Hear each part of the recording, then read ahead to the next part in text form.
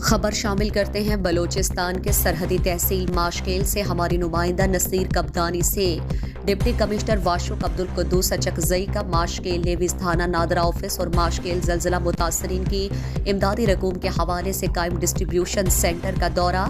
Deputy commissioner واشق Abdul Quddus Achakzai نے اس موقع پر Mashkel Nadira office, levies تھانہ اور ماشکیل زلزلہ متاثرین کی امدادی رقوم کے حوالے سے قائم ڈسٹریبیوشن سینٹر کا دورہ کیا۔ اسسٹنٹ کمشنر ماشکیل مسور احمد اچکزئی، سیاسی و قبائلی رہنما میر حاجی عبدالکریم ریکی ان کے ہمراہ تھے۔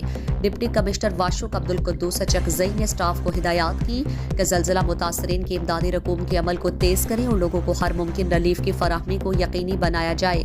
نادرہ آفس میں اسٹاف نے مسائل سے متعلق انہیں آگاہ کیا۔ ڈپٹی کمشنر واشق نے کہا کہ نادرہ آفس کے مسائل کو حل کریں گے۔ انہوں نے اسٹاف کو ہدایات کی کہ لوگوں کو نادرہ سے متعلق درپیش مسائل کو حل کریں اور اس ضمن میں اپنا بھرپور کردار ادا کریں۔ بعد ازاں ڈپٹی کمشنر واشق عبدالقدوس اچکزئی نے لیویز تھانہ ماشکیل کا دورہ کیا۔ لیویز تھانے کے انچارج اور لیویز فورس کے نوجوانوں نے لیویز تھانہ ماشکیل کی خستہ حالی، لیویز تھانے کی اپ گریڈیشن، لیویز فورس کے یونیفارم اور دیگر مسائل سے آگاہ کیا۔ ڈپٹی کمشنر واشق عبدالقدوس اچکزئی نے کہا کہ جو ماشکیل ہے وہ لیویز تھانہ انتہائی خستہ حالی کا منظر پیش کر رہا ہے جو کہ اب رہائش کے قابل نہیں رہا۔ انہوں نے کہا کہ متعلقہ حکام کو اس ضمن میں ہنگامی بنیادوں پر اقدامات اٹھانے کی درخواست کروں گا تاکہ ماشکیل لیویز تھانے کا کام جلد شروع کریں۔ انہوں نے کہا کہ ماشکیل پسماندہ سرحدی تحصیل ہے۔